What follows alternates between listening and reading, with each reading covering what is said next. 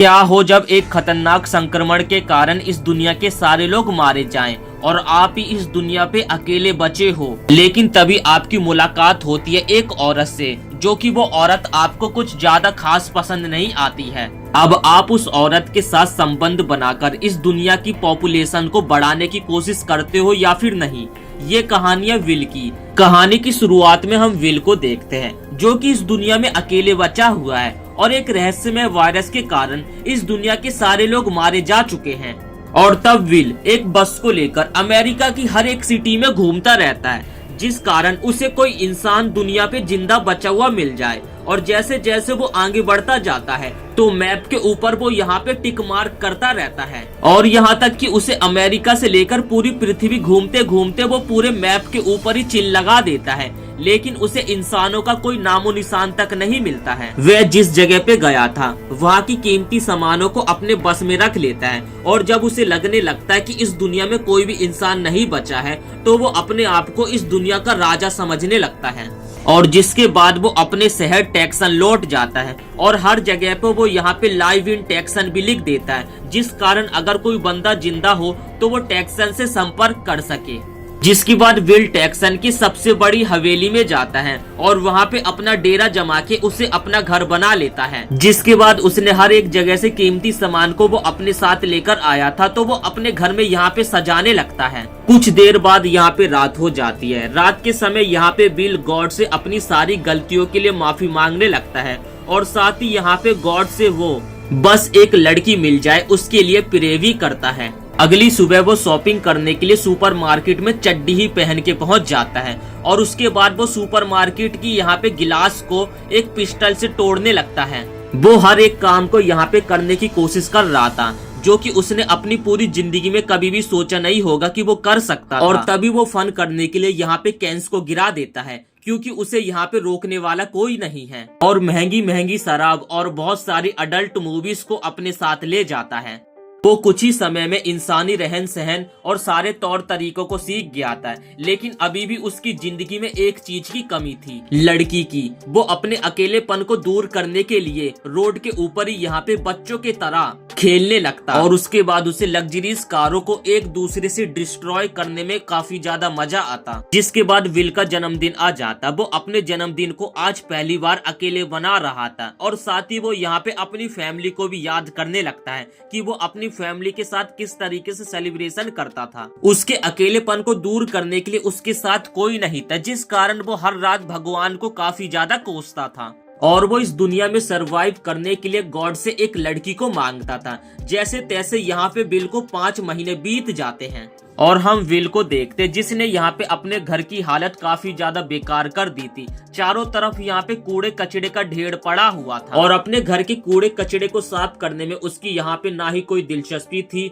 और वो एकदम पियक्कड़ों की तरह यहाँ पे वो दवा के दारू पीकर पड़ा रहता। शराब में ही वो नहाता था और शराब कोई पी लेता था। जब उसे हल्का होना था तो वो एक फट्टे को काटकर उसे एक स्विमिंग पूल के ऊपर लगा देता, और उसके बाद स्विमिंग पूल में यहाँ पे हल्का होने लगता, और यहाँ पे बॉल्स में फेस बनाकर उनसे बात करने लगता। और वो हर समय एक सुपरमार्केट के बाहर एक लड़की के खड़े स्टैचू को एकदम हफ्सी की निगाहों से घूरता रहता, और उसके साथ उसे एक्टिवेट होने का भी मन कर रहा था। जिसके बाद वो उस स्टैचू को किस करने के लिए जाता, लेकिन तभी उस स्टैचू का यहाँ पे हाथ टूट जाता, जिससे विल का यहाँ पे दिल टूट जाता। जिसके बाद विल यहाँ पे मरने का मन बना लेता है, और वो एक पहाड़ के ऊपर सुसाइड करने के लिए आया था। जिसके बाद वो अपनी कार में बैठता है, और उसके बाद तेजी से अपनी कार को चलाता हुआ एक पत्थर से ठोकने वाला होता है, लेकिन तभी वो यहाँ पे अपनी कार को घुमा लेता है, और जैसे वो कार से बाहर निकलता है तो वो देखता है कि सामने काफी दूर से धुआं आ रहा था। जिसके बाद वो जल्दी से अपनी कार को घुमाता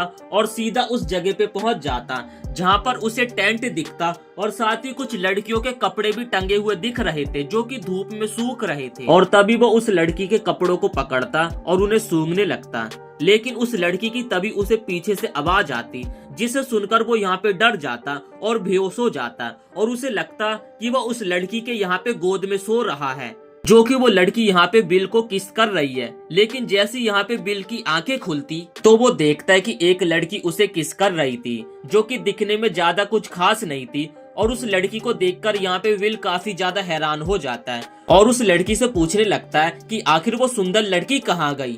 दरअसल ये औरत यहाँ पे विल को किस नहीं कर रही थी, बल्कि उसे सीपीआर दे रही थी, क्योंकि उस औरत को लगा था कि विल मर चुका है। तब यहाँ पे उन लोगों की बात होने लगती है। एना विल को बताती है कि उसने लाइव इंटेक्शन लिखा हुआ देखा था, इसी कारण वो यहाँ पे आई है। वैसे तो विल हर रोज भगवान को गाली देकर एक लड़की मांगता था, लेकिन जब आज उसके सामने एक लड़की है तो वो यहाँ पे ज्यादा कुछ खास खुश नहीं दिख रहा था। जिसके बाद हम देखते हैं कि विल यहाँ पे एना को अपने साथ उसके घर लेकर जाता है। रास्ते में विल यहाँ पे ट्रैफिक रूल्स को नहीं मान रहा था। तब एना उसे कहती है कि यहाँ पे इंसान नहीं है तो क्या हुआ, हमें ट्रैफिक रूल्स को मानना चाहिए। जिस कारण यहाँ पे विल एना के कहने पर ग्रीन लाइट होने का इंतजार करने लगता है। जिसके बाद वो लोग विल के घर पहुंच जाते हैं और यहाँ पे विल के घर में 2 स्विमिंग पूल होते हैं और एना देखकर हैरान हो जाती है, जिसमें से एक स्विमिंग पूल को तो यहाँ पे विल ने पॉटी करने का बना रखा था, लेकिन दूसरे स्विमिंग पूल में वो कूड़े कचड़े को फेंकता था। इसके बाद वो लोग विल के घर के अंदर आते हैं और यहाँ पे घर की हालत देखकर तो एना और ज्यादा हैरान होती है। यहाँ पे विल ने घर की हालत काफी ज्यादा बेकार कर रखी थी और साथ ही उसके घर में काफी सारी पेंटिंग्स थी, जिस कारण वो यहाँ पे उसे चोर कहने लगती है। और तब यहाँ पे एना की नजर अडल्ट मैगजीन के ऊपर पड़ती है, जिसके बाद विल बताने लगता है कि मैं अकेला रहते हुए काफी ज्यादा बोर हो गया था और मैं इन सारी चीजों को देखा करता था। जिसके बाद विल एना को उसी जगह पे छोड़ देता है जहाँ से विल उसे लेकर आया था और उसके बाद वो अपने घर आ जाता है। अगले दिन हम विल को देखते हैं, जो कि जैसे अपने घर से सोकर उठता है तो उसके घर में यहाँ पे उसे एना दिखाई देती है, जो कि उसके घर की यहाँ पे साफ सफाई कर रही थी। विल उसके पास आता है और उससे पूछने लगता है किसी के घर में साफ सफाई करने से पहले उससे परमिशन लेनी चाहिए। तब एना गुस्से में जो उसने कूड़ा कचड़ा यहाँ पे साफ किया था उसे दोबारा से घर में फैला देती है। इसके बाद यहाँ से सीन शिफ्ट होता है और हम देखते कि वो दोनों सुपरमार्केट शॉपिंग करने के लिए जाते हैं और एना तभी यहाँ पे विल को समझाने लगती है कि कार को जाके पार्किंग एरिया में पार्क करो, लेकिन ये सुनकर यहाँ पे विल काफी ज्यादा भड़क जाता है। वो कहता है कि यहाँ पे कोई भी नहीं है तो ये सब करने की कोई भी जरूरत नहीं है, लेकिन यहाँ पे एना उसकी एक बात नहीं सुनती, जो सुनकर यहाँ पे विल को काफी ज्यादा गुस्सा आ जाता और उसके बाद वो कार को पीछे करता और सीधे यहाँ पे कार को सुपरमार्केट के अंदर ही घुसा देता। जिसके बाद रात हो जाती है। रात के समय विल अपने बॉयफ्रेंडों के पास जाता है और उनसे यहाँ पे एना के बारे में शिकायत करने लगता है कि वो कैसी है। जिसके अगले दिन एना विल के बगल वाले घर में अपना सारा सामान लेकर शिफ्ट होने के लिए आ जाती है। यहाँ पे विल उसे रोकने की कोशिश करता।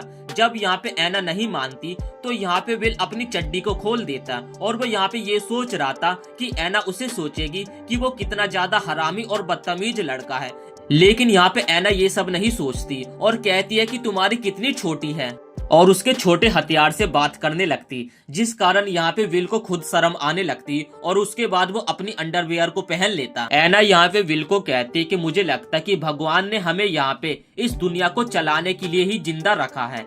तब यहाँ पे विल एना को कहता है अगर इस दुनिया में तुम एक लौती लड़की भी बची होगी तब भी मैं तुम्हारे साथ एक्टिवेट नहीं होऊंगा और इस दुनिया को नहीं चलाऊंगा, और गुस्से में वहाँ से चला जाता है। जिसके बाद हम देखते हैं कि जब विल हल्का हो रहा होता है तभी उसके पास एना आ जाती है। एना दरअसल यहाँ पे विल से उसके बगीचे में पानी लाने के लिए हेल्प मांगने के लिए आई थी, ताकि वो अपने गार्डन में एकदम फ्रेश वेजिटेबल्स को उगा सके। तब यहाँ पे विल उसे डायरेक्टली मना कर देता है, जिस कारण एना उसके सामने यहाँ पे एक ताजा टमाटर खाने लगती है और यहाँ पे विल को तभी लालच आने लगती है। कुछ देर बाद रात हो जाती है और रात के समय विल एना के बगीचे में घुस जाता है और चोरी छुपे उसके यहाँ पे सारे टमाटर्स को खाने लगता है। और तब अगले दिन एना विल के घर आती है और वो देखती है कि यहाँ पे विल के चेहरे पर उसके बगीचे के टमाटरों के दाग लगे हुए थे। इसका मतलब ये है कि विल ने उसके टमाटर्स को खाया था। विल मना करने लगता है कि मैंने तुम्हारे टमाटर्स को नहीं खाया है और मैं तुम्हारी किसी भी चीज में बिल्कुल भी मदद नहीं करूंगा। और तब यहाँ से गुस्से में एना चली जाती है और विल नोटिस करता है कि पानी लाने के कारण यहाँ पे एना के पैरों में चोट लग गई है। जिसके बाद थोड़ी देर बाद हम देखते हैं कि एना जब खुले में हल्के होने का इंतजाम कर रही थी तभी उसके पास यहाँ पे विल आ जाता है और एना उसे कहने लगती है कि तुम सही थे, हम दोनों को लगता है कि भगवान ने इस दुनिया को चलाने के लिए बनाया ही नहीं है। जो सुनकर यहाँ पे विल को काफी ज्यादा बुरा लगता है और उसके बाद वो एना की फार्मिंग लाइफ को बेहतर करने के लिए यहाँ पे उसके लिए पानी के इंतजाम कर लेता है।